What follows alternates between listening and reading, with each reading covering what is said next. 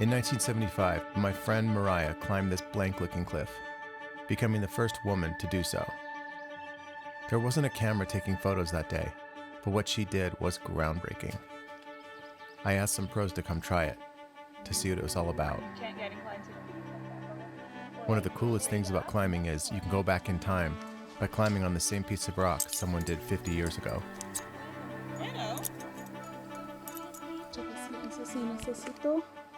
This is what's known in climbing as a sandbag. The definition of 5'10" was the limit of human ability. So Valhalla's 5'11". So this was sort of a breakthrough period of like, what can we actually do? No holds. There's nothing. Is that it?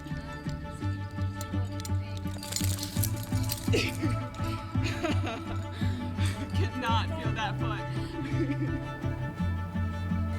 Yeah, Mike.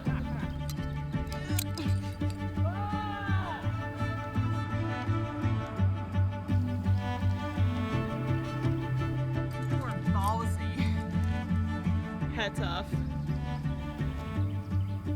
I think a little to the right, and then back left.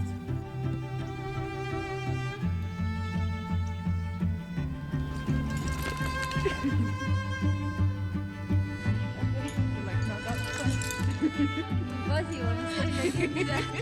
Sorry. All is cool, people. Fuck, man. Mariah broke ground that day, showing the best climbers in the world that women were capable of doing anything guys could do, and it sent ripples through the climbing world. Sitting on the pinnacle nearby, a woman that would become a legend herself happened to be watching. There's Mariah leading the Stonemaster test piece Valhalla, and she's got her little shorts on, just looking elegant. And I was just floored. I was so impressed. I'm like, I want to be just like her. And then the Stonemasters decided this was such a difficult, extraordinary route that anybody who could do it was a Stonemaster. Basically, the first 10 guys who did it were all considered Stonemasters, and then Mariah was probably the 11th. This is so painful for me. I just hope you realize that. I don't like the spotlight. I've never liked it, so, It took me months to get her to say yes to this film, and 2 years to sit for an interview. Although we met through climbing, I realized I didn't know that much about her as a climber.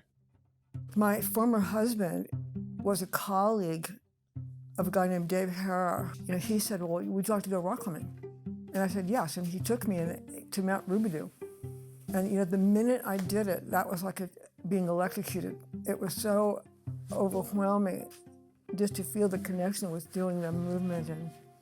And from then on, I was absolutely hooked. It's like ambling through your life, and all of a sudden you meet the mission, and the mission was to be able to do this as well as possible. And that had a really profound influence on me.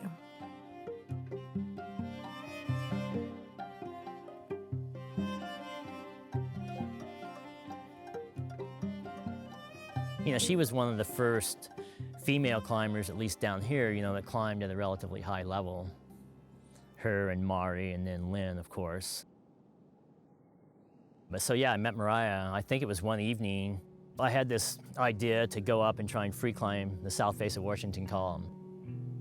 There was a party in front of us, and the person was leading the core roof and looked like they'd follow. Anyway, they're hanging in the air upside down below the core roof. I was kind of cocky then, and I just started basically saying, what the fuck? We're not gonna be able to pass them, this is fucked. I can't remember all the stuff I said, but next thing, Mariah's right in front of me, and basically she just says, fuck you, you're no better than anybody else. And I'm like, this is fucking bullshit. And she goes, you're the fucking bullshit right here. She says, you just need to fucking calm down. And I'm like, next thing you know, we're both hugging and crying. And for me, I kind of grew up right there. It was kind of that big sister coming through, just saying, you need to step back, buddy. We just call her the Queen Bee. So she kind of kept the hive under control, so to speak. So you always kind of wanted to avoid the wrath of the Queen Bee. When I started climbing and I repudiated the financial support of my family. You know, I had to start trying to figure out how to support myself. When I went to Patagonia, I was in my early 30s. Somebody called me and they said, hey, there's this young lady here. I know you're looking for some help at Shawn Equipment. Things are starting to move forward. You should meet her. But she was dressed really well, which would be appropriate at a business that was more than a bunch of dirtbag climbers at Shawn Equipment. They said, so what do you want to do here? Can you design gear? And I said, no, I can't design gear. I want to be the marketing director of Shawn Equipment. And I had no marketing background whatsoever. They said, well, we don't have marketing directors here. And I said, well, that's the problem that you have. We can win, but you know, this is going to be a tough fight, and you need someone in there that really understands the climbing community and what they want. And they looked at each other and said, okay. We all talked and said, yeah, we ought to offer her a job. I mean, she seems like she could probably do it. And they said, so you have to work at the climbing store for 6 months, and then after that, you can come to Shawn Equipment. And so the time came, and they said, okay, now you're in charge of the Shawn catalog. Did you have any kind of graphic No, design? none. We were going to put a picture of Wolfgang Gulick on the cover, and Yvonne walked in to me and said, I am not having this picture of Wolfgang Gulick on the cover. The thing was going to press in like 2 days. I mean, John and Brenda were both very good friends of mine, and John had a picture of himself climbing the Miroir du Fou in the Verdon, and I thought it was really a beautiful shot, very atmospheric. And so that was the first cover of my first catalog.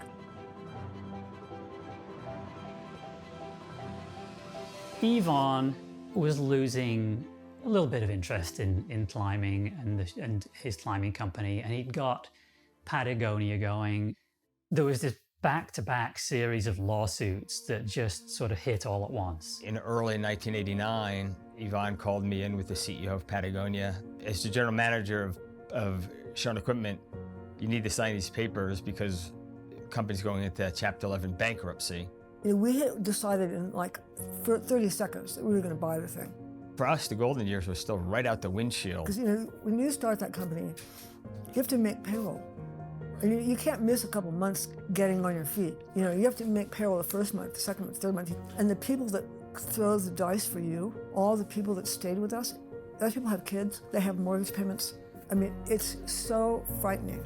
It was really a partnership between her and I. And what we were doing to move the company forward, to grow it, to make it successful, which was embracing the sport.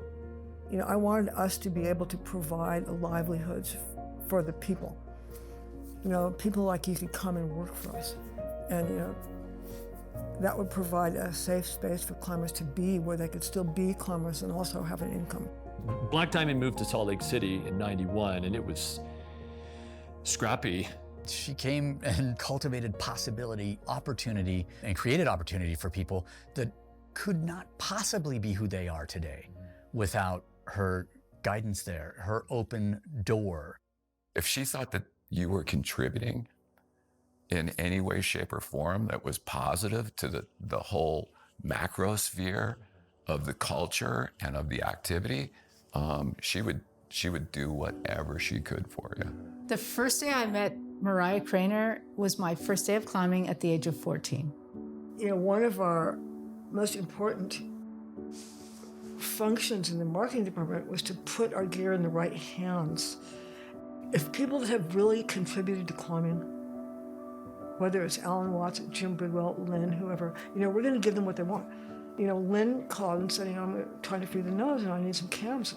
Tell me what you want. We're going to give you the cams. And so those, you know, she was a Petal sponsored athlete. And, you know, we do that because we were a part of the community. Shawn Equipment and then Black Diamond catalogs were to be a celebration of your decision to be a climber, an alpinist, or an off-piste skier. Patagonia built it, aesthetic for sure. Mariah's the one who perfected it, and everybody copied it, and nobody's come close, in my opinion. I mean, it's easy to make it look really pretty. It's incredibly difficult to put together a piece that just makes people go, that is it.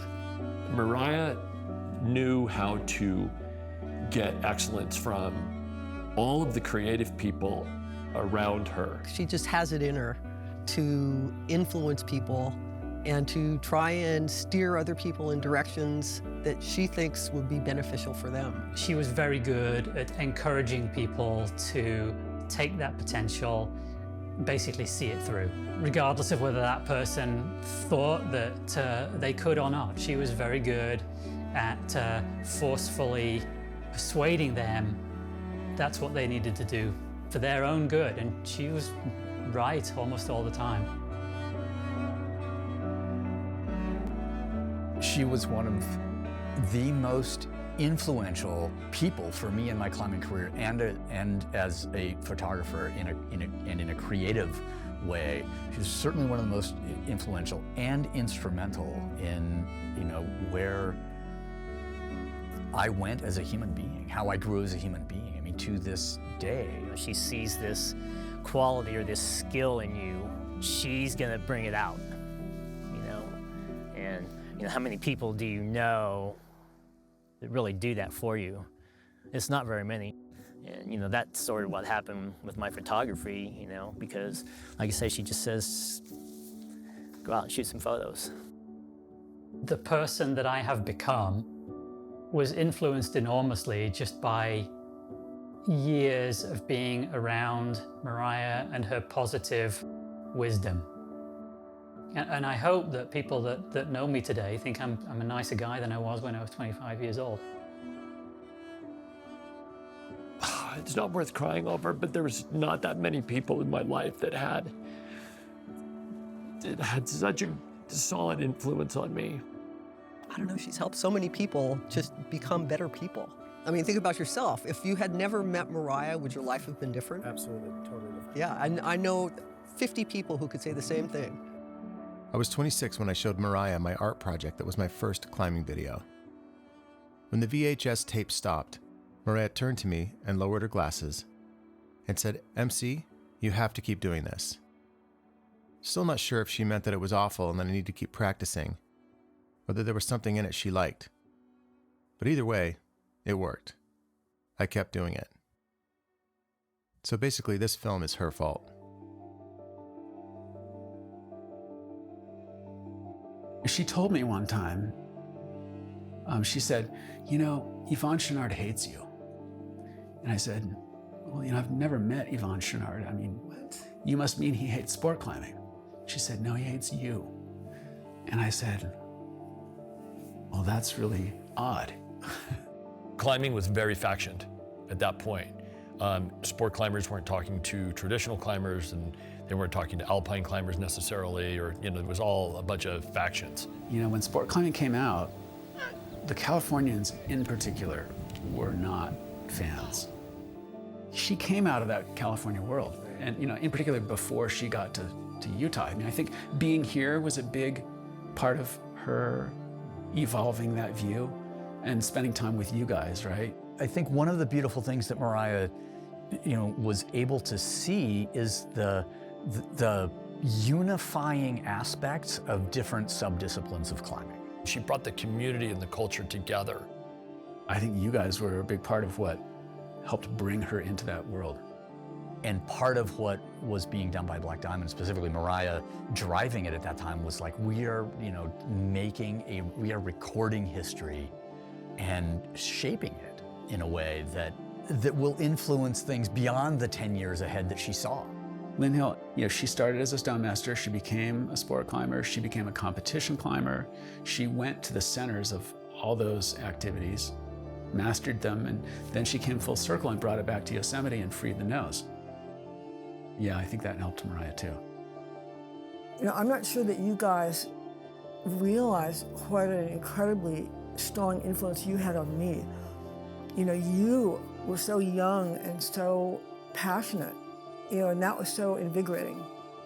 And, you guys were just such a jolt of adrenaline. I mean, all of a sudden, wow, there are great people here, and I can learn from these people, and I can have fun here. And I didn't really think that was possible. There's mentors, and then there's reverse mentors. There's energy, and then there's wisdom.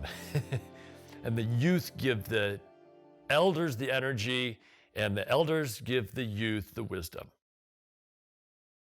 So Grover and Metcalf together, I'm gonna quit in 2 years. I just want you to know that. when I don't want to be working here when I'm 50 years old. She'd basically given her notice many years ahead of when she finally quit. She told me when we were starting the business that at 50 I would be done. And I just didn't believe it. So that was like, what, 7 years into the business. What drew you to physics as a change? You know, I'm a climber. And so one of our most profound motivations and drivers is to do the hardest thing that you can do. You know, we want to do the hardest thing we can do. You know, we walk up to the crag, we're not going to waste a day on a bunch of 5.9s. I mean, we want to try to do the hardest thing we can do.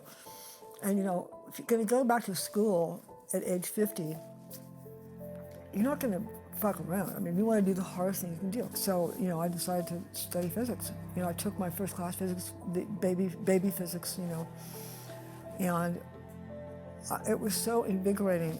You know, my wife, who was a math teacher at Salt Lake Community College at the time, was running her through basic calculus, I think, because she was like not getting it. She caught on fast. She worked closely with top physicists and nearly got her PhD. She became an instructor, teaching one of the most popular classes at the university, affecting hundreds of students' lives. Did you like the experience of teaching? Well, I absolutely love it. That was my mission. I just had so much fun doing that. You know, if you decide that you want to do the hardest thing, then you just got to keep on doing that. It's beautiful because unlike some other climbing, where you work on something until it's possible, you're not just working on this until it's possible, you're working on it past that point. You're refining continually. In a way, it's kind of like new and different, even though you're doing the same thing, because what's changing is not the climbing, but how you're doing the climbing. It feels like you're flying when you have a good run, and it feels effortless, like almost like you weren't trying.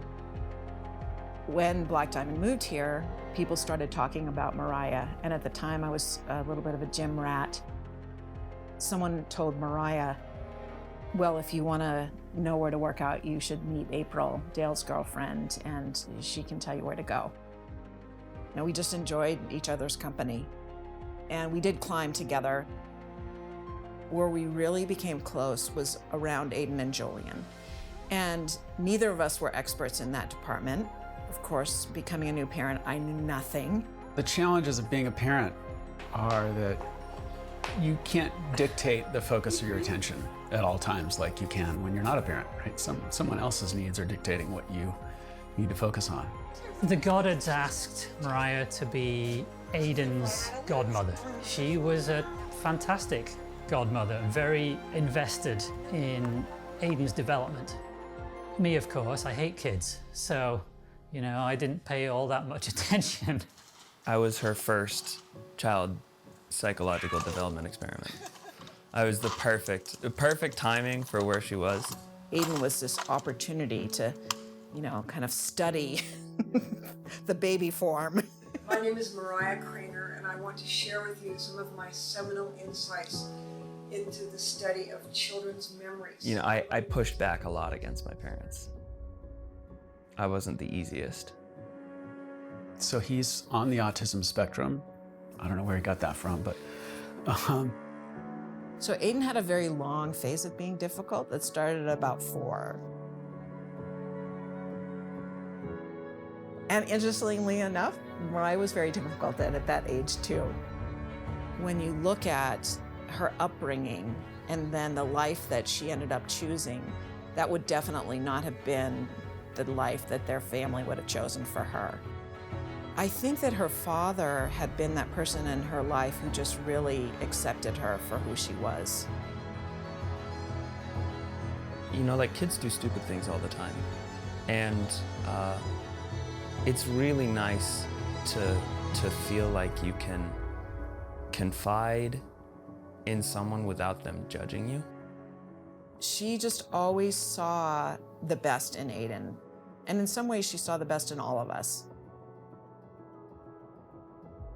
A few weeks after our interview, Mariah lost her voice.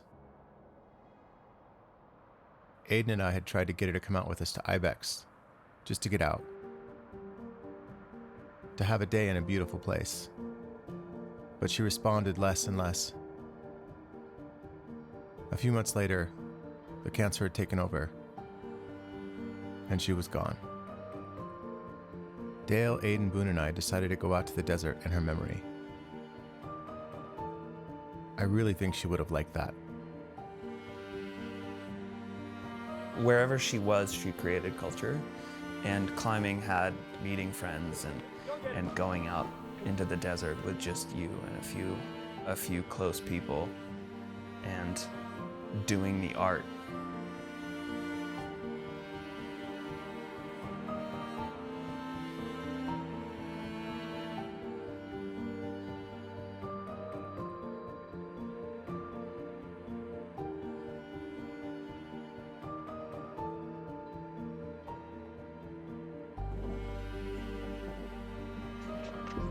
Still today, no matter what I'm doing, I identify as a climber. We never take the easy path. We're looking for the tricky path. Yeah, come on. What Mariah showed is that it's okay to keep changing it up and evolving as a human. Because you want your left foot.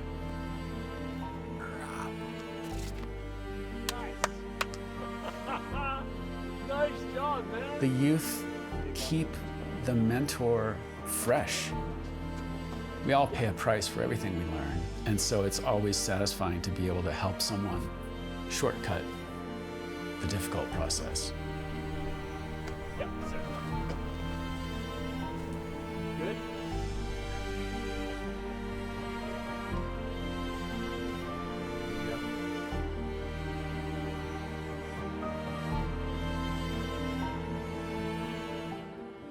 I think what made her so powerful was the way that she could connect with people. And everyone she connected with was impacted, changed forever. Have you ever read Andy Borges? And he writes very idiosyncratically. So he doesn't just tell a story. I mean, he might just have a thought, and he says, here's a thought, and that's all he writes in to have a paragraph. Anyway, one of them, he says, well, what would it be like if Jesus came back and was walking the earth? You know, how would we know he was there?